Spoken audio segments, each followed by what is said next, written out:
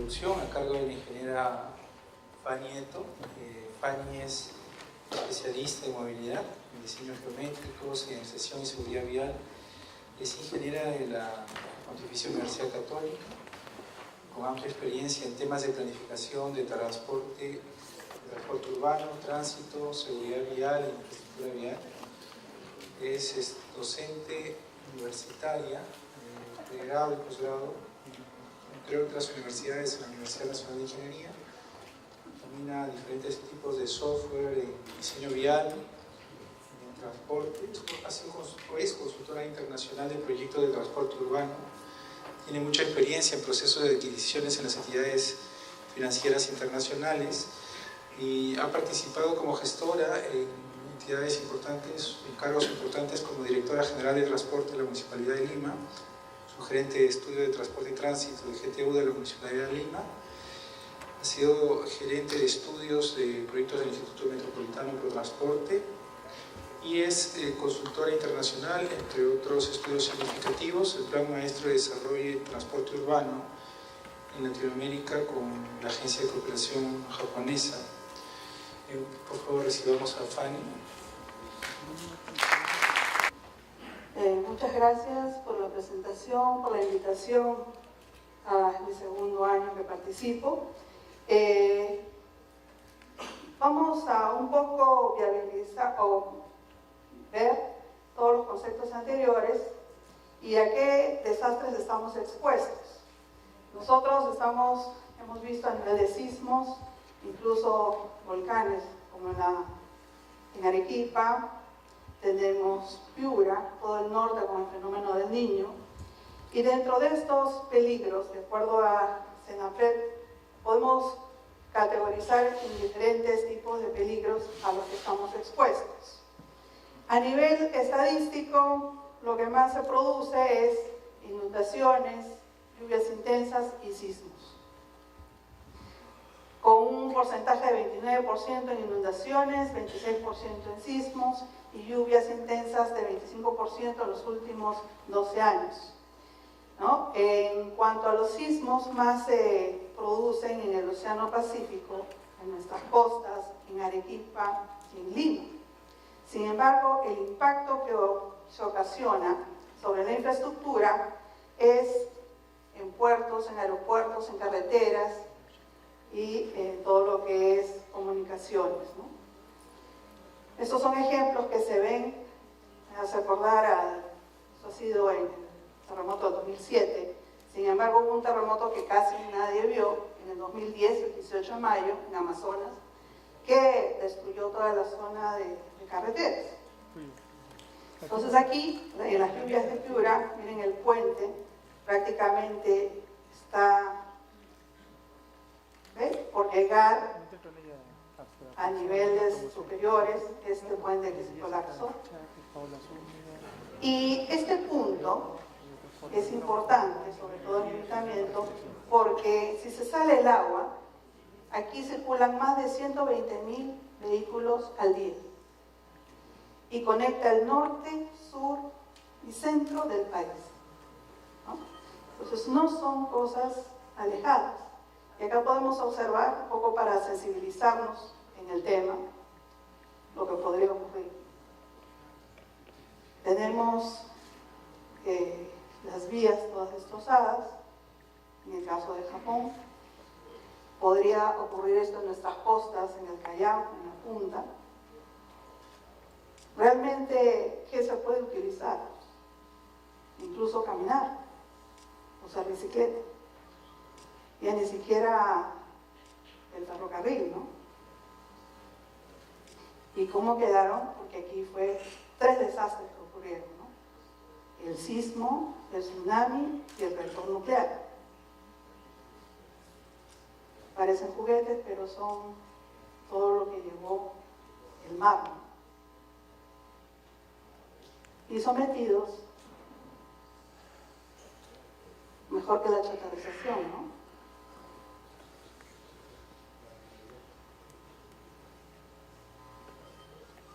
Sin embargo, Japón se recupera muy rápido, ¿no? Aquí se muestran fotos incluso en la parte baja, cuando hablamos de diseño, se llena de agua. Ahí.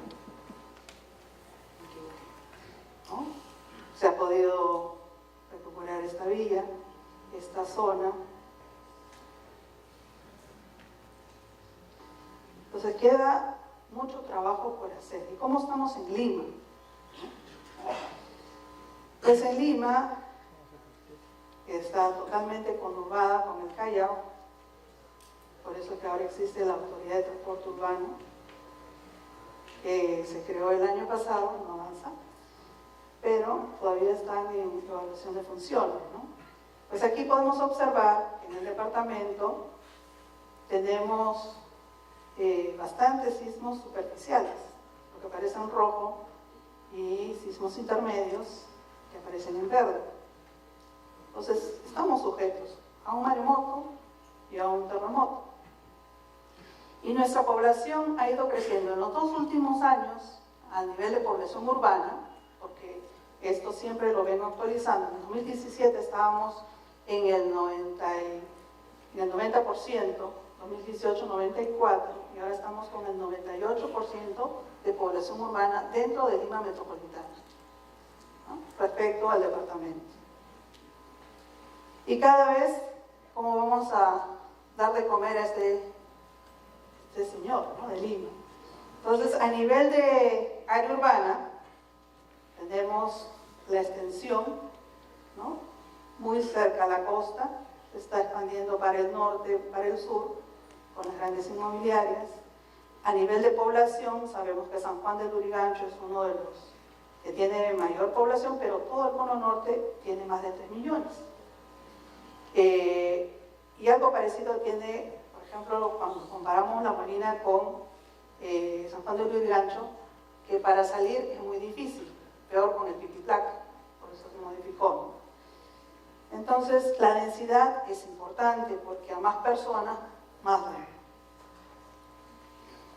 Tenemos que saber dónde está para conectar nuestro sistema, la cantidad de colegios que tenemos, los centros de salud de todo nivel, desde hospitales especializados a postas médicas, nuestro sistema vial metropolitano, a través del metro, del metropolitano y la futura red, las ciclovías.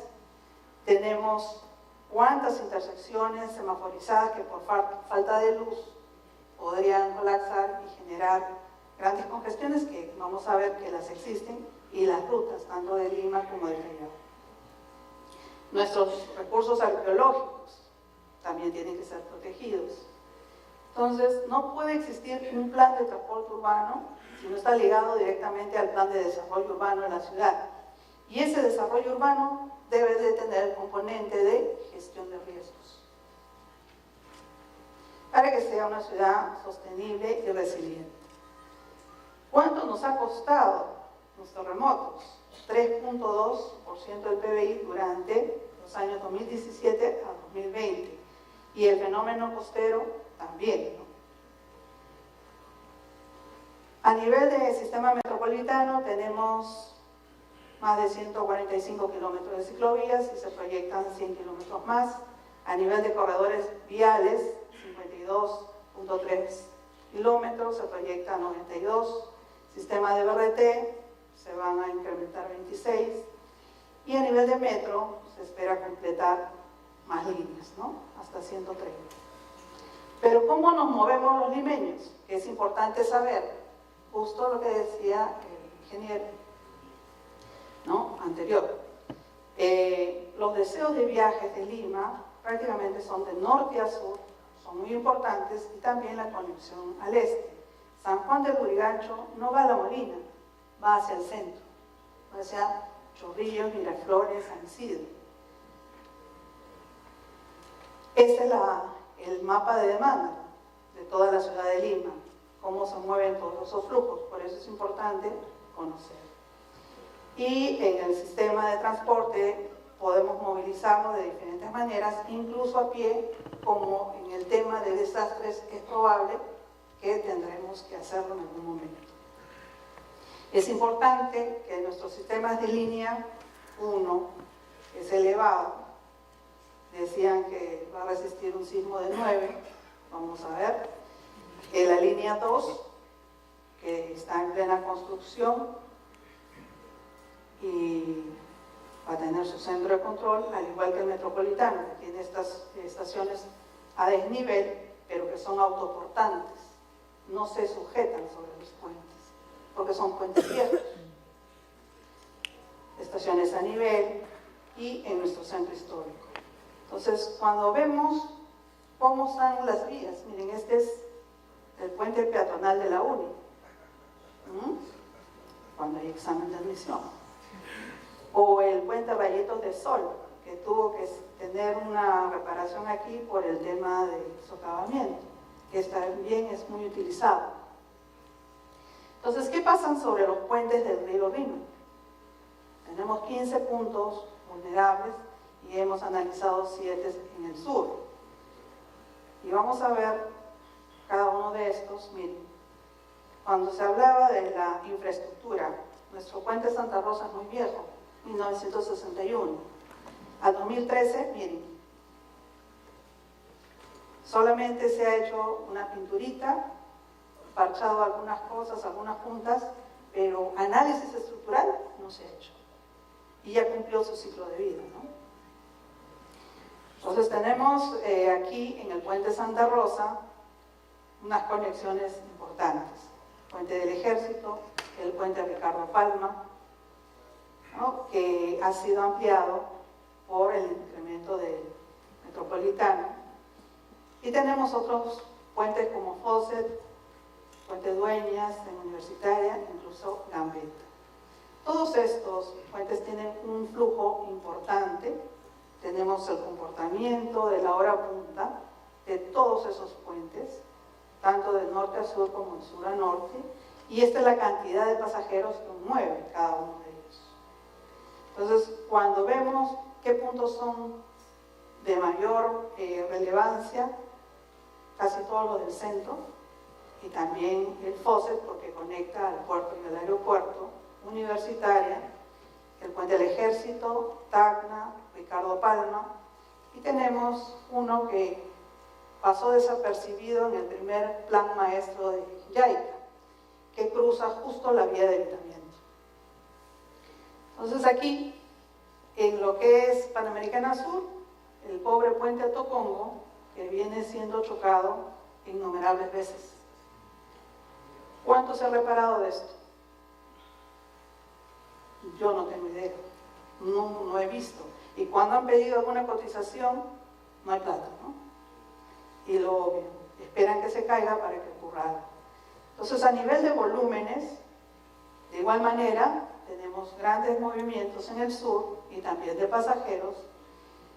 Y en resumen, encontramos que de norte a sur, si colapsaran estos puentes, habría una interrupción de más de 1.200.000 personas que van de norte a sur y otro tanto de sur a norte.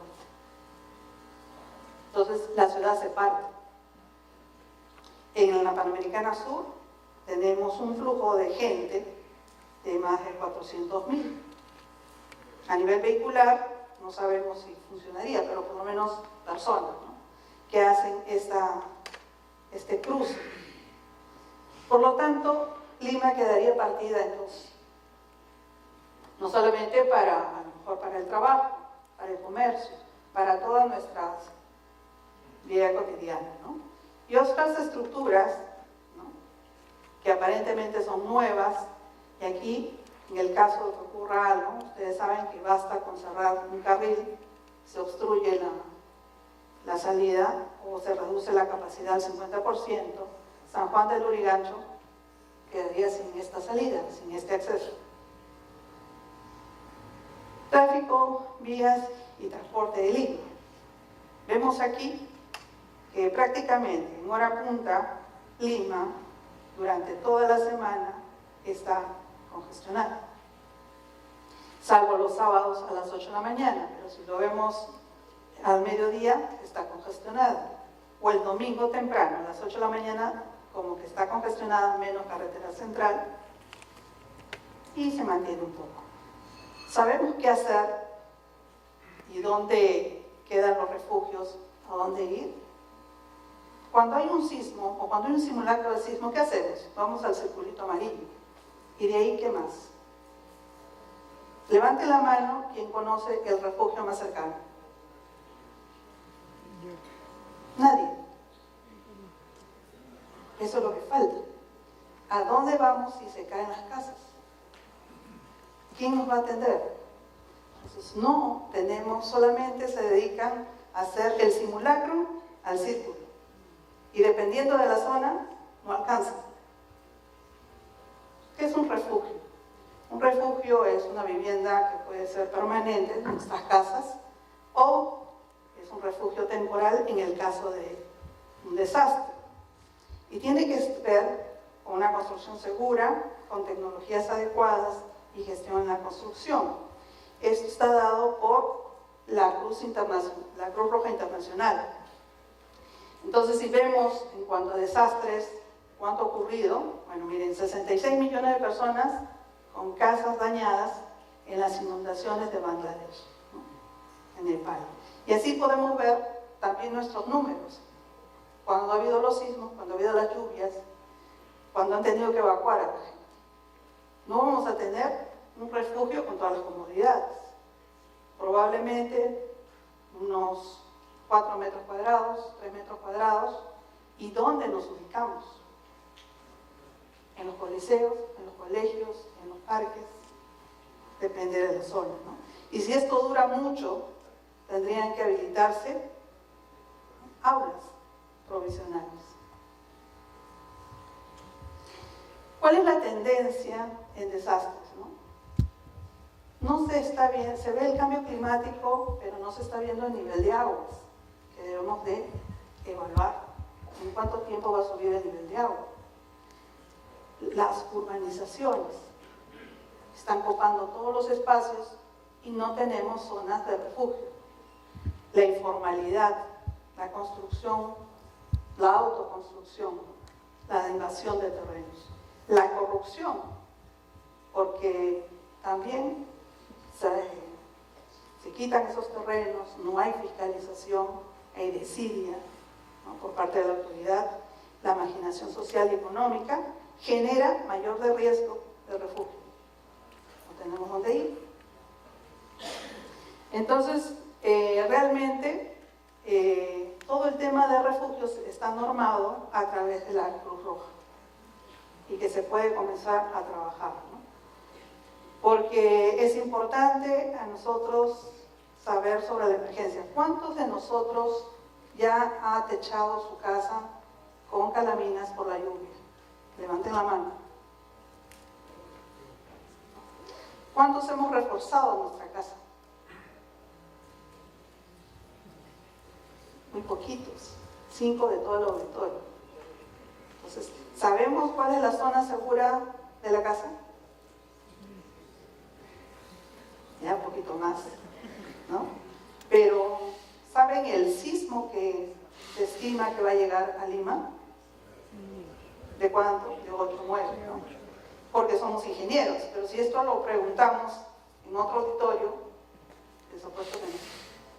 Y aún así, llegamos al 10% en este auditorio.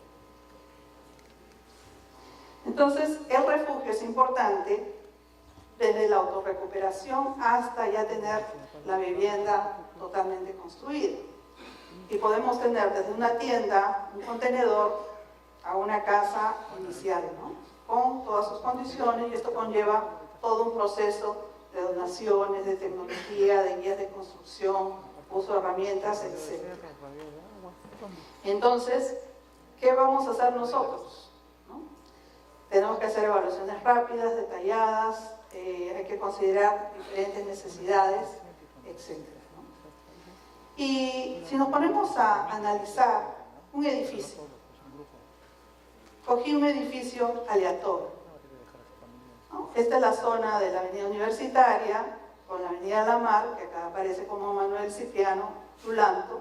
Este es el AELU, y aquí tenemos esta edificación.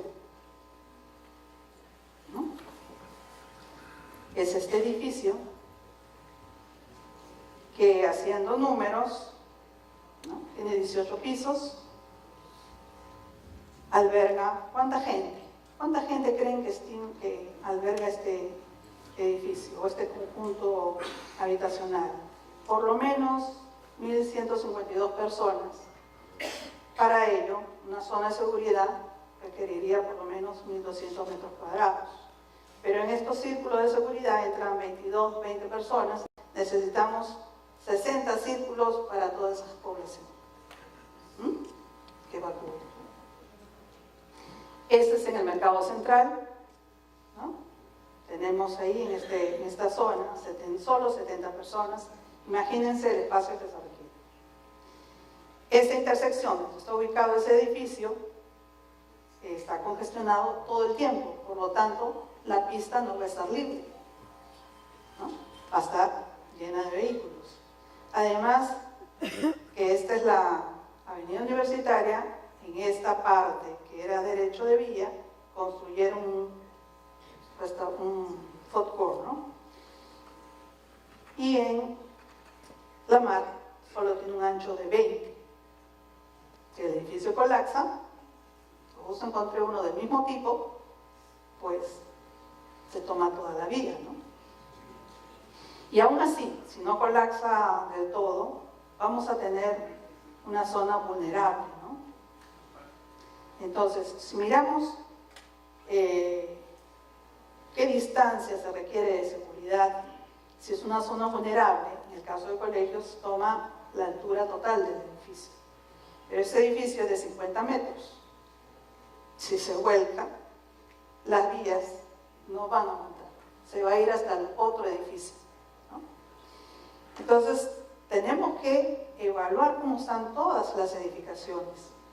Porque se está construyendo edificios de 18 metros, con qué supervisión, con qué vigilancia, respecto, en Estados Unidos, hasta para cambiar todo un cableado, hay un supervisor municipal o estatal. Y las vías no van a estar del todo, digamos, sanas. Actualmente, yo he tuiteado a Cálida, porque Cálida, en unos subcontratistas que está colocando gas por todo lado, pero la calidad del pavimento, de la pavimentación, es pésima. Pésima.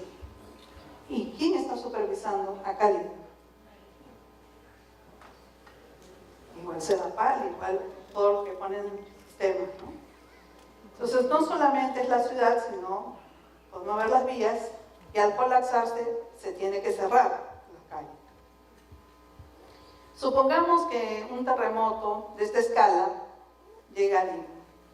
¿Cómo actuamos? ¿Cómo debemos actuar? Acá hay unos consejos que hace el Ministerio de Transporte y sobre todo lo que es el metro de Tokio, y da algunas indicaciones, ¿no? Por ejemplo, cubrirse en la estación, acercarse a una de las columnas y mantenerse agachado durante el sismo.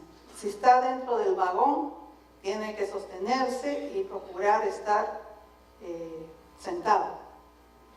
O si está en el coche, dejar en la verja, a un costado, cuadrado el vehículo, y dejar la llave.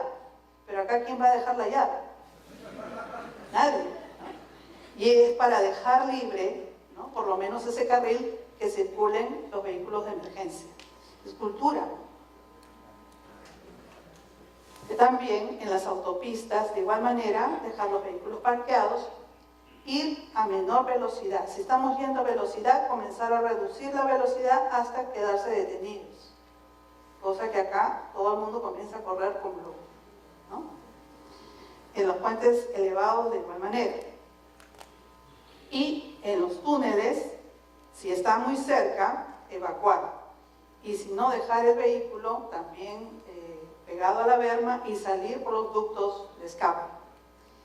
En las restricciones del tráfico se tiene que dejar por eso libre para que puedan salir las caravanas de ayuda. En los aeropuertos, difícil que se caigan, ¿no? Pero sí van a caer los elementos como las lámparas, los techos, vidrios, la señalética, Entonces hay que cubrirse y nadie debería usar el vehículo para transportarse. Son ejemplos que son importantes conocerlos, ¿no? Que como cultura no lo tenemos, y a la hora de caminar, evitar caminar cerca de edificios que están agrietados. Yo me acuerdo que me agarró el terremoto en el 2007 trabajando. Yo quería seguir trabajando porque tenía presión por sacar el proyecto. Sin embargo, el edificio del frente del Banco Vice está totalmente rajado y solamente lo han masillado, lo han pintado, pero no he visto que lo hayan reforzado en el centro de Lima. Acercar la muerte, acá me gustó tomarlo en cuenta porque se estima, después de los grandes desastres que ha habido en marzo del 2015 y el terremoto del 2006, que si existe otro terremoto, va a generar 11.000 personas fallecidas y 210.000 heridas, a pesar de que es Japón, que está preparado, ¿no? Entonces hay un flujo, ¿no?, de qué hacer en el caso de un sismo y evacuación. Pues lo importante es usar un casco o capucha protectora, ropa fácil de vestir, zapatos cómodos, con suela gruesa y guantes, por si acaso, porque vamos a comenzar a pisar por cualquier lado y luego comenzar a dirigirnos hacia los refugios. ¿Cuáles son los refugios? Hay que comenzar a ubicarlos y ver si no está en peligro de fuego. Con esas tuberías de cálida estamos expuestos, ¿no? ¿Qué es lo que sucedió en Kobe? En Kobe, por la liquefacción, la siguiente fase fue una cantidad innumerable de incendios. Entonces, como Lima es tan grande, la tenemos mapeada y el SISMIT nos apoyó, porque esta es de parte de una investigación. Entonces empezamos a ver en un distrito que es histórico, no vamos a salir corriendo en el caso de un sismo, sino comenzar a evaluar, ¿no?, y verlo como sistema. Este estudio que hizo SISMIT se basa en ensayos. Se han levantado información sobre el tipo de vivienda y la construcción, y esos tipos de viviendas se han ensayado con 2 tipos de sismo para ver hasta el grado de falla. Y con eso se ha levantado todo el mapa de vulnerabilidad, que lo tenemos acá, como el mapa de daños, ¿no? Entonces tenemos la zona roja, tanto en esta parte norte como muy cerca a lo que es la vía de evitamiento, es la zona más peligrosa, en donde se tiene que más del 85% estaría colapsada, ¿no?, las viviendas. A nivel de distrito, porque estamos analizando ahora un distrito, tenemos los datos de Lima, ahora hemos mostrado el distrito. Tenemos inventariado casi 30 kilómetros de vía expresa de 2 carriles, porque son varios niveles. Tenemos arteriales, colectoras, locales, vías peatonales, calles internas, porque la UNI tiene calles internas, y ciclovía, solo medio kilómetro. A nivel de cómo son los viajes, bueno, en hora punta se generan de 7 a 8 de la mañana, se moviliza todo. Esto ha sido como una encuesta de origen y destino, para saber cómo se movilizan dentro del río. Y en hora punta, ¿ya me pasé? Wow. Entonces, corro. Es importante conocer dónde están las comisarías, las sedes educativas. Tenemos más de 54.000 alumnos o estudiantes, universitarios y de colegio. Tenemos centros de salud, mercados para identificar sobre todo el abastecimiento, las vías que deberían ser trabajadas. Y acá hay una propuesta, ¿no?, de que en esta zona vulnerable deberíamos hacer una reestructuración y construir viviendas más seguras, tener un mejor sistema conectado, pasar de esta informalidad a esta de acá, porque tenemos, por ejemplo, zonas donde podríamos tenerlos a zonas libres de construcción, pero en esta zona roja observamos que necesitamos reubicar por lo menos a este 32%, ¿no? Incluido esto de acá. Pero solo lo marcado en rojo tiene un colapso de más del 85%, que representa a las zonas de construcción heladera y las casas que son del siglo XIX, XVIII, ¿no? Son muy antiguas, que solamente con lluvias ya se han colapsado, porque son de adobe y quincha, y esta parte de los cerros que está conglomerado podría destruirse, ¿no? Entonces, esta es la ubicación de los refugios que sirven para que toda la población pueda estar en zonas seguras. Se ha detectado la cantidad de viviendas que se requiere movilizar, la red principal, la red secundaria y la red que se utilizaría para transporte, proyectos de vías de evacuación sobre vías locales que sirven para rutas secundarias y alternas a las vías principales, rutas principales y rutas de transporte público.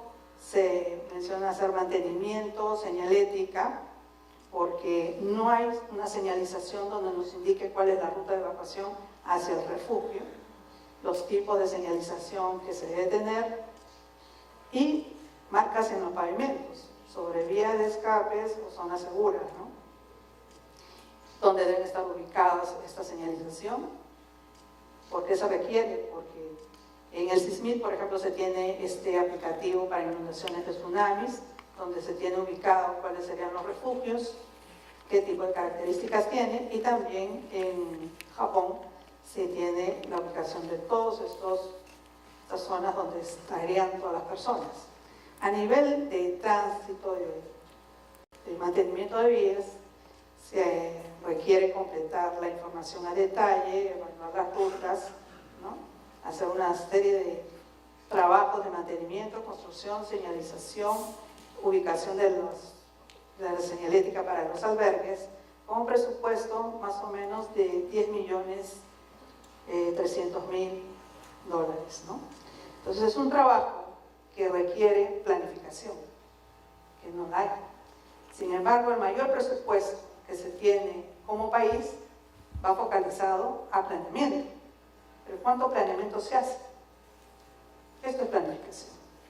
O sea, conociendo los lados vulnerables y la conectividad, se necesita ya tener una guía, ¿no?, de evacuación. ¿Cuánto tenemos que invertir? Como ciudadanos debemos conocer dónde están las zonas vulnerables y nuestros albergues, nuestros refugios.